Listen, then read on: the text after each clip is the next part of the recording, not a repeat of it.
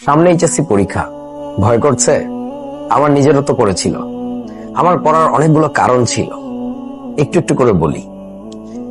আমি যখন এসএসসি পরীক্ষা দেই, আমি ক্লাসের ফার্স্ট বয় ছিলাম, কিন্তু আমি A+ পাইনি, আমি পেয়েছিলাম 4.88।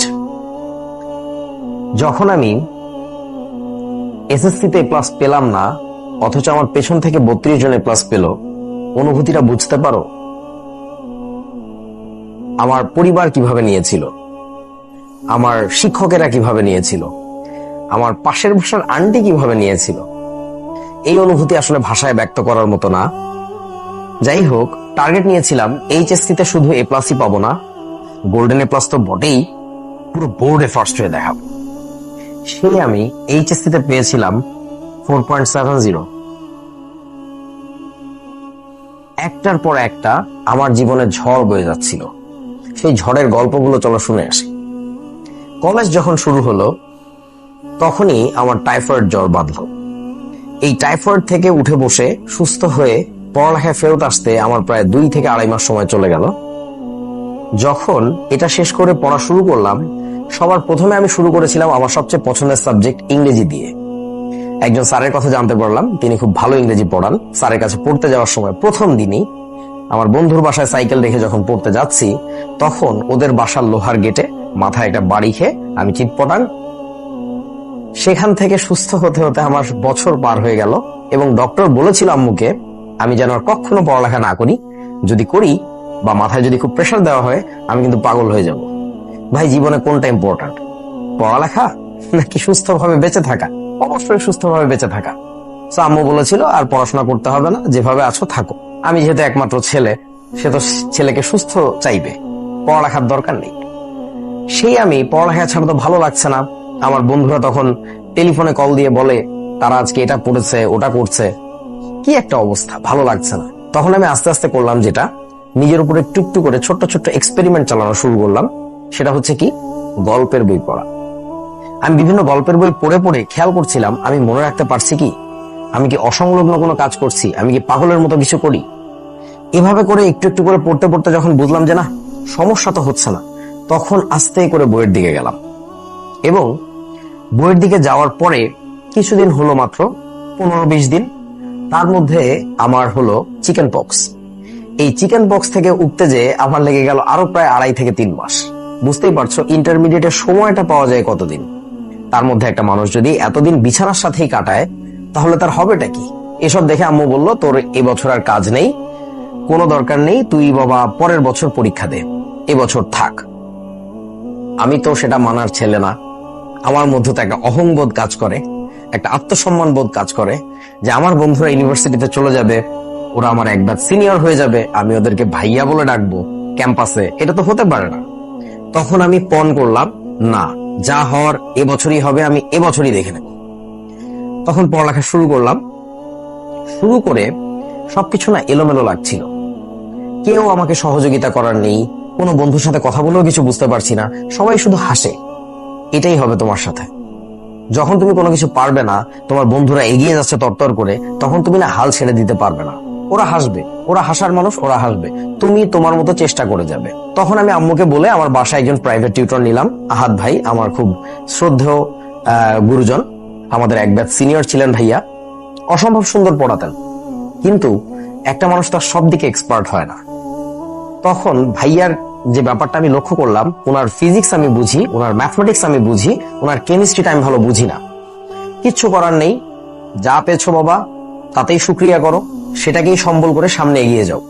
বঙ্গবন্ধুর কথাটা মনে আছে, তোমাদের যা যা আছে তাই নিয়ে ঝাঁপিয়ে পড়ো।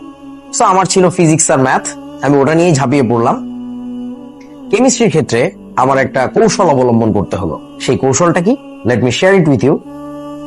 1 নাম্বার কৌশল, মনে রাখা। কারণ আহাদ ভাইয়া যেটা বলছেন, মিথ্যা তো আর বলছেন না, ভুল তো আর বলছেন না। হয়তো কোনো কারণে আমি বুঝতে পারছি না, সেক্ষেত্রে তোমাকে মনে রাখতে হবে। ভাইয়ার কোনো কথা যে বুঝতাম না তা কিন্তু না, কিছু বুঝলাম এখানে, এরপরে আবার কি যে করলো সেটা বুঝলাম না, একটু পরে আবার বোঝা শুরু করলাম। এই যে মাইক্রো লাইন্স আমি বুঝতে পারছি, আবার মাঝখানে কিছু মেগা লাইন্স আমি বুঝতে পারছি না। সো এদের মধ্যে কানেক্ট করার চেষ্টা করো। যদি কানেক্ট একান্তই করা না যায়, সেক্ষেত্রে মনে রাখো। কারণ আগে তোমাকে পরীক্ষা সামলাতে হবে, তারপরে বোঝার আরো সময় আসবে। সো আমি যেটা করলাম সেটা হচ্ছে মনে রাখতাম সবকিছু না, মাঝখানে যতটুকু বুঝি। আমাদের অধিকাংশের একটা বদ অভ্যেস হচ্ছে কোন একটা চ্যাপ্টার ধরে বলে দিই আমরা এই চ্যাপ্টারটা বুঝি না। এটা কখনোই হয় না। ওই চ্যাপ্টারের স্পেসিফিক টপিক খুঁজে বের করো কোনগুলো তুমি বোঝো না। যেগুলো বোঝো না সেগুলোকে তুমি লিখে রাখো, অর্থাৎ তুমি তোমার প্রবলেম সর্ট আউট করো। প্রবলেম সর্ট আউট করার ক্ষেত্রে অনেকেই পিছিয়ে থাকে, অনেকেই বোঝে না যে প্রবলেম সর্ট আউট করার মানে কি। যারা নিজের সমস্যাটা জানে না স্পেসিফিক্যালি যে আমার এখানে সমস্যা, তার সমস্যা কেউ সলভ করতে পারবে না। ভেবে দেখো, তুমি একজন ডক্টরের কাছে যেয়ে বললে আমার না সমস্যা আছে, ডক্টর বললো জি প্লিজ বলেন না কি সমস্যা। আমার সমস্যা আছে। ডক্টর আবার বললেন বলেন না প্লিজ সমস্যাটা বলেন না। তুমি বললে যে আছে, এই পুরো শরীরেই সমস্যা। এটা বললে কোনো ডক্টর তোমার সহযোগিতা করতে পারবেন না। You must have to be specific, তোমার কোথায় সমস্যা। এই সমস্যাটা যদি তুমি সর্টিং এ দেরি করে ফেলো তাহলে তোমার সলভিং এ আরো বেশি দেরি হবে, হয়তোবা তোমার সলভিং কোনোদিন হবেই না। সো আমি যেটা করতাম, বাসায় বসে সেলফ স্টাডি করে সমস্যা বের করতাম। একেবারে শুরু থেকে, ফিজিক্সের শুরু, কেমিস্ট্রির শুরু, ম্যাথের শুরু থেকে পড়ে পড়ে যেতাম। সমস্যা হলে সেই জিনিসগুলো ভাইয়াকে দেখাইতাম। হ্যাঁ, বেশ কিছু জায়গাতে যেমন কেমিস্ট্রির ক্ষেত্রে আমার পুরো বইটা ধরেই সমস্যা, ওরে বাবা এর তো কিছু বুঝি না। তারপরে আমি চেষ্টা করতাম ভাইয়ার কথাগুলো এবার মনোযোগ দিয়ে শুনে সেখান থেকে সমস্যা বের করার, এবং মোস্টলি আমি মনে রাখতাম। আমি আবারও বলছি, জীবনে তোমার যদি এরকম হয়ে থাকে, নানান রকম সমস্যা, পারিবারিক সমস্যা, শারীরিক সমস্যার ভিতর দিয়ে যেতে হচ্ছে, সেসব ক্ষেত্রে তুমি এই কাজ করতে পারবে না যে তোমাকে সবকিছু বুঝেই সামনে যেতে হবে। বেশ কিছু সময় তোমাকে তোমার মনের বিরুদ্ধে কাজ করতে হবে। যার মন যত শক্ত এসব ক্ষেত্রে, সে তত বেশি বিজয়ী হয়। যদি তোমার মন শক্ত না হয় তাহলে তুমি যে কোনো কিছুতেই ভেঙে পড়বে। এক্ষেত্রে আমার পরামর্শ হলো মন শক্ত করা শেখো। বিশ্বাস করো তুমি তোমার একমাত্র প্রকৃত বন্ধু। সো নিজেকে নিজে প্রবোধ দাও, যা কিছু হয়েছে আমি ভালোর দিকে এগিয়ে যাব, এবং আমার মতোই আত্মসম্মান বোধটা জাগ্রত করো যে আমি ছোট হতে পারবো না, আমি নিচে যেতে পারবো না। তাহলে তোমার দেখবা এই অল্প সময় না অনেক কিছু পার করে সামনের দিকে চলে যেতে পারবা। এবং কখনো, আবারও বলছি, কখনো ওই যে ধরো না আমাকে সবকিছু বুঝেই সামনে যেতে হবে, তাহলে হবে কি তুমি এক জায়গায় আটকে পড়বে, তুমি আর সামনের দিকে আগাতে পারবে না। তাহলে মন শক্ত করা 3 নাম্বার পয়েন্ট। 4 নাম্বার পয়েন্টে আসো, বোর্ড কোশ্চেন অ্যানালাইসিস করা। তুমি যে যুদ্ধ দিতে যাচ্ছ, যে যুদ্ধে অংশগ্রহণ করতে যাচ্ছ, সেই যুদ্ধ সম্পর্কে যদি তুমি কিছু না জানো তাহলে তোমার কিন্তু সেই যুদ্ধের ফলাফল ভালো আসবে না। তোমাকে বোর্ড কোশ্চেন অ্যানালাইসিস করতেই হবে। এইটার বিশ্লেষণ ছাড়া তুমি একটা ভালো সাজেশন পাবে না। হ্যাঁ, অনেকেই হচ্ছে বিভিন্ন স্যার বা ভাইয়ার করে দেওয়া সাজেশন ফলো করে, বাট এটার চেয়ে সবচেয়ে ভালো হচ্ছে নিজের তৈরি করা সাজেশন ফলো করা। নিজের তৈরি করা সাজেশন। আমি যখন এইচএসসির আগে সাজেশন বানাচ্ছিলাম তখন আমি প্রচুর বোর্ড কোশ্চেন ঘেটেছি। বোর্ড কোশ্চেন ঘেটে যেটা বুঝেছি, এই অধ্যায় থেকে প্রশ্ন বেশি আসে, ওই অধ্যায়ের ওই টপিকটা সবচেয়ে ইম্পর্টেন্ট, অনেকবার আসতে দেখা যাচ্ছে। এবং যখনই কোনো প্রশ্ন পেতাম ওই অধ্যায়ে যে ওই কোশ্চেনটাকে মার্ক করতাম বইতে অথবা নোটে অথবা গাইডে, যে এই প্রশ্নটা বারবার আসছে। নিজের হাতে তৈরি করা সাজেশনের কোনো বিকল্প নেই। তবে হ্যাঁ, তোমার সাজেশনটা বড় ভাইয়া, বড় আপু, স্যার যারাই আছেন তাদেরকে দেখাতে পারো যে আমার কাছে মনে হচ্ছে এই টপিকটা বেশি ইম্পর্টেন্ট, আপনার কি মনে হয়।